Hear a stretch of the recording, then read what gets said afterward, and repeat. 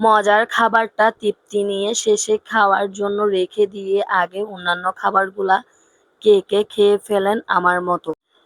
শেষে মজার খাবার খাওয়ার বুদ্ধিটা কিন্তু আমাকে আমার স্কুলে স্যার দিয়েছিল। তিনি সবাইকে বলেছিলেন, তোমরা যেটা পছন্দ করো সেই খাবারটা সবার শেষে খাবা এবং সেটা আস্তে আস্তে খাবা। এতে তোমার খাবারটা বেশি মজাও লাগবে, অধিক সময় খেতে পারবা এবং তৃপ্তি সহকারে খেতে পারবা। সো হ্যালো বন্ধুরা, সবাই কেমন আছো? আসসালামু আলাইকুম। আমি ভালো আছি। কথা বলতে বলতে আমি আপনাদের সাথে ভাত কিন্তু অলরেডি খাওয়া স্টার্ট করে দিয়েছি। ভাবলাম আজকের দুপুরের খাবারটাও আপনাদের সাথে নিয়ে আসি। তো প্রথমে আমি আলু, লটিয়া শুটকি এবং টমেটো দিয়ে একটা তরকারি রান্না করলাম। আর আমি সেটা খেয়ে ফেললাম। তারপরে এখন খাচ্ছি মুরগির কলিজা, ঘিলা এবং ঘাড়ের হাড় দিয়ে একটা ভুনা করেছিলাম। সেই ভুনা দিয়ে, আর সেই ভুনাটা আমি টমেটো পেস্ট করে এবং জিরা, ধনিয়া, বিভিন্ন রকমের মশলা, মরিচ, হলুদ, লবণ দিয়ে রান্না করেছি। আর সেটাও খেতে খুব মজা হয়েছে।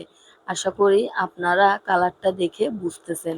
আর আজকের খাবারের মধ্যে সবচেয়ে মজার বিষয় হলো আমি অল্প ভাত নিয়ে ৫ রকমের তরকারি দিয়ে ভাতটা খাচ্ছি।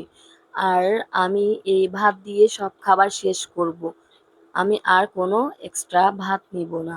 তারপরে এখন আমি যেটা নিলাম সেটা হলো, আমরা চট্টগ্রামের মানুষরা বলি এটাকে খাড়াছই। আমি জানি না অন্যান্য ডিস্ট্রিক্টে কি বলে।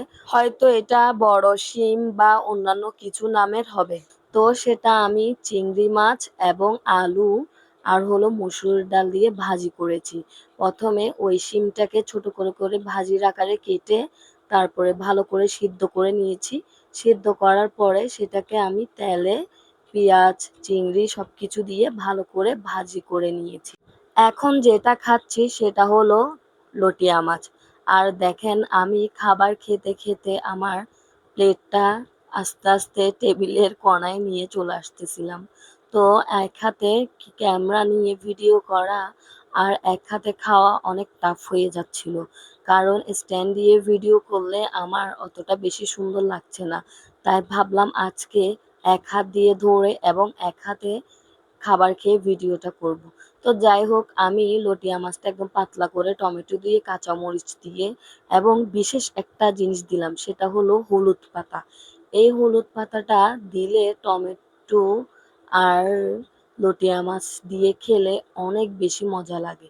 যতই পাতলা করে আমরা লটিয়া মাছটা রান্না করি ততই মজা হয়। ধনে পাতাটা দিলে আরো বেশি মজা লাগে, তবে আজকে ধনে পাতা ছিল না, তাই এই হলুদ পাতাটা দিয়ে কাজ সেরে নিলাম। এই হলুদ পাতা দিয়ে নারী শাক মানে পাট শাক আর লটিয়া মাছ খেলে খুব ভালো লাগে। একটা ফ্লেভার আসে, সেটা অনেক বেশি মজা লাগে। তারপরে এখানে আমার সবচেয়ে পছন্দের এবং শেষে তৃপ্তি নিয়ে খাওয়ার জন্য যেটা বললাম সেটা হাজির। সেটা হলো চাপা শুটকি, পেঁয়াজ দিয়ে, মরিচ দিয়ে ঝাল ঝাল করে ভর্তা। আমি আগে সবগুলা খেয়ে নিয়েছি। এখন আমার এই পছন্দের ভাতটা খাবো। সেটার জন্য আমি ভর্তাটা ভাতের সাথে একদম ভালো করে মেখে নিয়েছি। কারণ ভাতের সাথে ভালো করে মেখে নিলে খাবারটা খেতে খুব মজা লাগে। তারপরে এই আর কি, ভাতগুলা ভালো করে মেখে এখন আমি আস্তে আস্তে করে সবগুলা খেয়ে নিলাম। যদিও আমার এটা স্পিডের কারণে একটু তাড়াতাড়ি লাগছে, কিন্তু আমি অনেক তৃপ্তি নিয়ে খেলাম।